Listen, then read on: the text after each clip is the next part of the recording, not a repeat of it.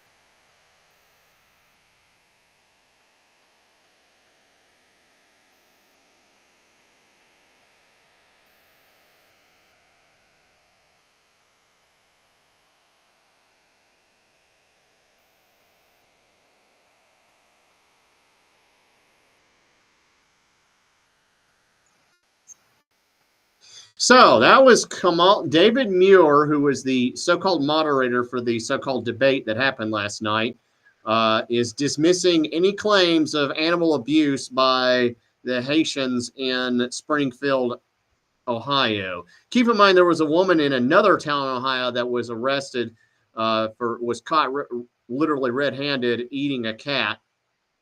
That was another section of Ohio, but this is a hearing of the residents of Springfield, Ohio, speaking out at their city commission meetings about the thousands of Haitians that have arrived. Thousands. This city is only like 60,000 people. I think 20,000 Haitians were added to it. So.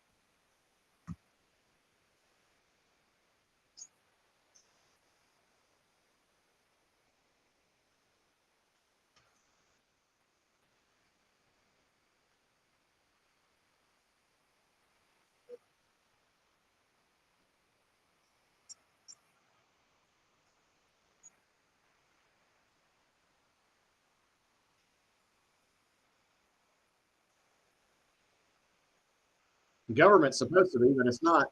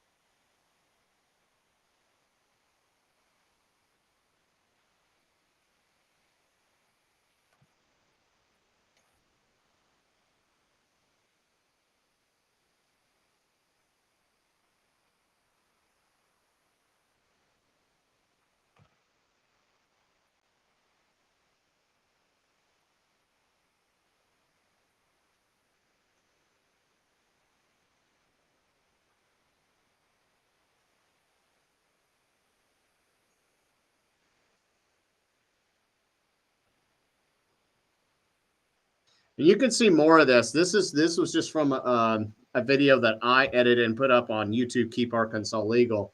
It talks about the insanity that's going on, and this is just one town.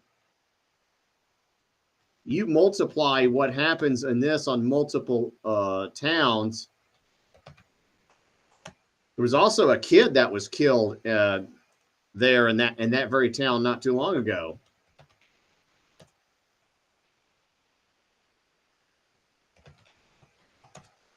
And that's the kind of insanity that we, the people, are having to deal with on a daily basis while paying excessive taxes.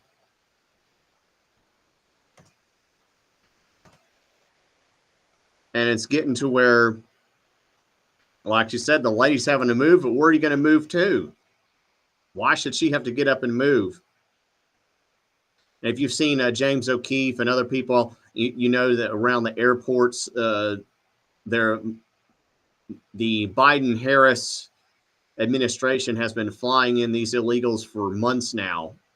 They've taken over a part of a town in Colorado, Aurora, Colorado, and apparently have taken over it for months, where they extort rent and do all kinds of human trafficking, and the police have done next to nothing about it. It's been several months.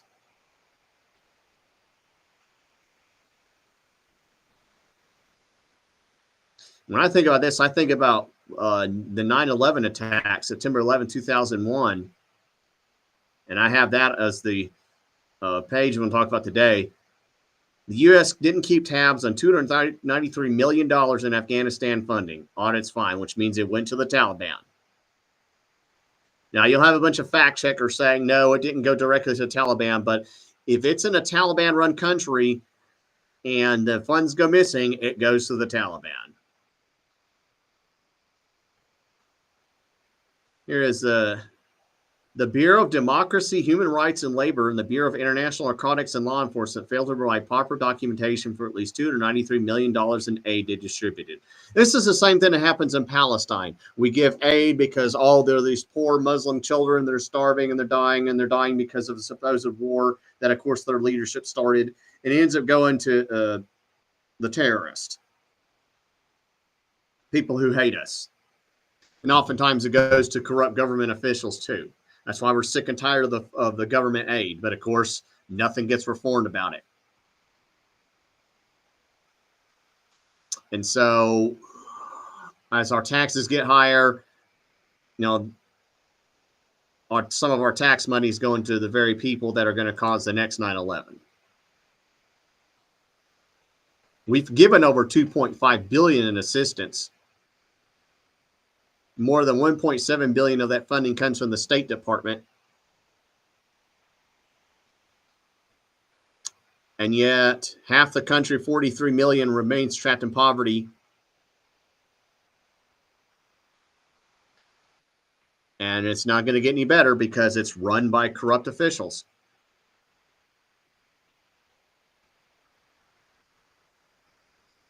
So why is this? And this makes me think, 9/11, I was in college. I actually went to class when the first plane hit because we thought it was just an accident. And then we heard it was the second one. And then later on, went to class. Everyone was sitting around the TVs. And then I remember my brother and I coming back. I remember on the way over there, I saw a bunch of planes in the air, a lot more than usual. And that was when they were grounding all the commercial flights. And then as soon as I saw a second plane, everybody in the world knew who it was. It was Muslim terrorists. And we didn't know at the time is how much of a failure how much our government really failed us. They knew these attacks were happening. They could have stopped it. They have been tracking these people, just like these mass shootings. Every time you find a mass shooting now, they were on the police radar. They were oftentimes on the FBI radar, same thing. And our incompetent and corrupt federal government let it happen and then didn't do anything about it. Who went to jail? Who was even fined in the government over 9/11? Nobody. Nearly 2,000 people died. And the only government officials that paid the price were police and firefighters who were trying to rescue people. No CIA officials, no FBI officials. They were probably promoted. And then we've had several terrorist attacks that we know could have been prevented since then. The Boston bombing, 2 illegal aliens come in, set off a pressure cooker, and kill 3 people. One was an 8-year-old. Could have been stopped. Should have been stopped. One of them was detained for domestic violence. Let go. By the way, most of your cities, they'll never tell you this, but they have a catch and release program with illegal aliens. They pull out of an illegal, doesn't have a driver's license, has no insurance, oftentimes has a record. They'll have 3, 4, 5 DWIs. They'll be let go. The only American that can get away with that I know off the top of my head is the relative of a politician. Here in Arkansas, we have the son of Asa Hutchinson, a China puppet, Asa the Third, who literally works for a Chinese communist law firm. And I think he's on his 5th DWI. That's about the only people that can get away with it. And so nothing gets done in any effort to try to stop this illegal alien agenda, which has killed far more people than 9/11. It gets thwarted on a federal level and on a state level. Now, of course, if you've followed me, you know that on a state level, I've been fighting on issues regarding the Republican Party of Arkansas. We had a convention June 8th. The corrupt RPA leadership led by Joseph Wood and several other members of what's known as the executive committee deliberately refused to accept the rule changes that the Republican state convention did, the largest of which was the closing of primaries. We also prevented state legislators from having an automatic vote in what is known as the state committee meeting, which is supposed to be held in December and will decide who the next chair is, along with other rules. And so Conduit News did a report on September 6th of whose party is it anyway, and we follow the money regarding the Republican Party of Arkansas. And by the way, wherever state you are in, this is happening in your state too. And it shows the powerful organizations, the millions of dollars that are in your political party and who is raising it. And the one thing I wanted to see here and show people is this graph right here. And y'all can't see it on Podbeam, so I'll have to tell you. The organization that's donated the most, what's known as they have top donor groups. And these are groups that looks like they put over $600,000. And the top one is called Stuart Walton. If the name sounds familiar, that's Walmart. And then they have a shell company called One Ray Group LLC, and that's also owned by the Waltons. And then it has $10,000 contributions from Walmart, and then Jim Walton. And so that's where they break those. These are people that give over $500,000 all total. Then you have second place donor. And this is, again, people who bought off the Republican Party, something called Mountaineer Corporation and Ron Cameron. I have no idea who that is. In third place, you have Lysen Rockefeller, as in the Rockefeller family, the one who's the patriarch, basically set up our big pharma that we're all suffering under. Also was instrumental in setting up the corrupt education system. John D. Rockefeller was a globalist whose activities ended up ensnaring millions of Americans into poverty and corruption. He didn't even build anything. All he did was buy the land for oil companies. So a lot of people think he went out and drilled the oil. No, he didn't. And he created a corrupt, globalist, crony capitalist system that's ruining this nation. And he made a lot of money off of it, and the Rockefeller relatives have benefited from it. So Lysen Rockefeller, if you wonder why we don't go after Big Pharma, that's probably the reason why. Fourth place is Entergy and Simmons First National Bank. Now, Entergy they have the monopoly on, of course, energy, your utilities. Most of it comes from there in Arkansas and other states as well. And the sad thing is there are people within these organizations that do a great job, but on a whole level, on a global level, they are a huge problem. They're the reason why a lot of your utility rates don't ever seem to go down. They're the reason why, why our electric grid's 30, 40 years out of date, but yet we're still trying to work on green jobs. It's because of people energy. And again, you got to deal with your local GOP committee before you can replace your state legislature and your governor and your U.S. congressman, who can then defund the CIA and the other organizations that failed us on 9/11. And you have other fifth place donors. You have McDonald's. Then you have Solution Tree, Summit Utilities, and the Stevens Group. That's the Stevens family. And then you have a seventh place donor. These are people that have given an upwards of $80,000 over the years. And this is over the course of several years. Global Principal Partners, LLC, and it has there marked in them Green New Deal. So if you wonder why the state of Arkansas, which is one of the reddest states in the nation, has a bunch of conservatives that's wasting millions of dollars on the climate change hoax, it's because the Republican Party is taking $80,000 from some group called Global Principal Partners. That's why. And then you have other organizations that give several $1,000s. One's the Choctaw Nation. That's for the casinos. Reliance Healthcare Management. The Poultry Federation. That's Tyson Foods. That's one reason why we don't do anything against illegal immigration. And these donors have a lot of say in how the political party acts. And that's part of the reason why we have the executive committee is keeping primaries open. And that's part of the reason why the RPA leadership is treating activists like garbage, why they're not paying them, why they're keeping them in the dark.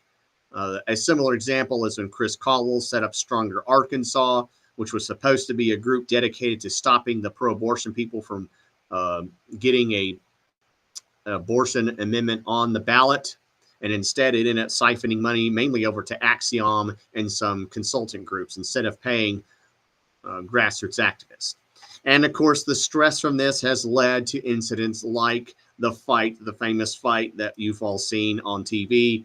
I am the one who filmed that. This is the Saline County GOP committee where Jamie Cavan punches John Newcomb. Y'all have seen this a gazillion times before, but I'll show it and play it on Podbean because I don't think I've played it on Podbean before. I've been busy with a lot of editing. We had our Saturday 1st and 2nd district meeting, which this drama did have a little bit of impact on, but I'm going to go ahead and play this here. Do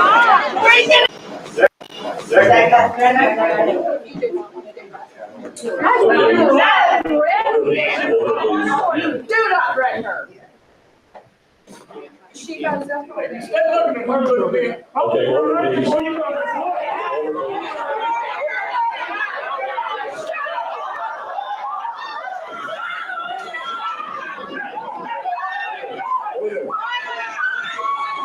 So, of course, that's not the best audio for radio, but if you've been on Rumble, just the right angle, you can see what happens there.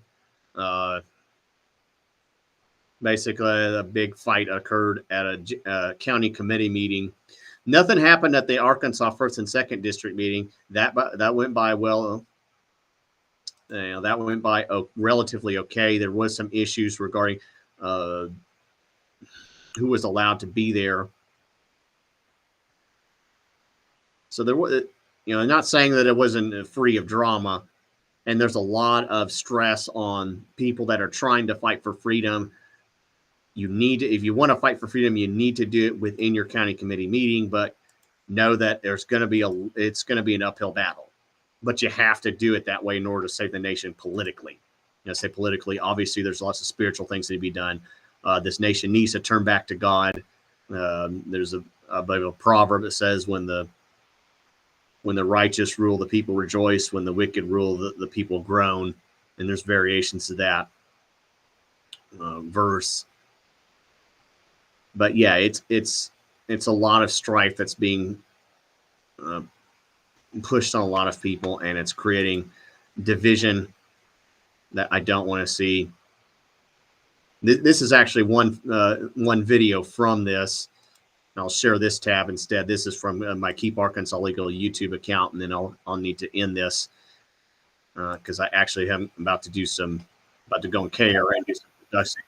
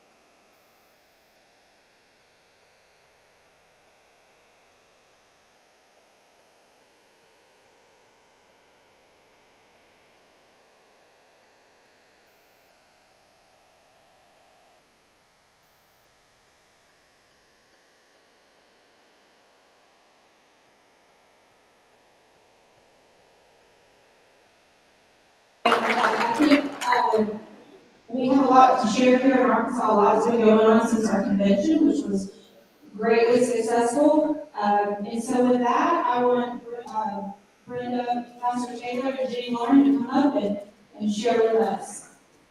So that's from Conduit News, the organization I just shared anyway earlier. But that's kind of what needs to be done. We need to get together and fight against the art Republican establishment types throughout our county committees, our state committees, and in the RNC who deliberately lost the 2020 and 2022 election. That's really what we need to do. But that's mainly why you've heard me say that message before, so I'll keep saying it until it's probably going to be a long way, even after Trump, even if Trump wins. There's still going to be operatives, globalist operatives from Walmart or Tyson Foods or BlackRock or Vanguard that are there to sabotage or in some way, force conservatives from getting involved. But there's a lot more of us. We just need to get organized and get involved. But anyway, that's what I have here. Follow me at Just the Right Angle on Rumble. Keep Arkansas Legal on YouTube. Of course, on Facebook. Keep Arkansas Legal on Truth Social. Actually, I think it's listed there as that. And on Twitter, Kenny_NLR. You all have a great day.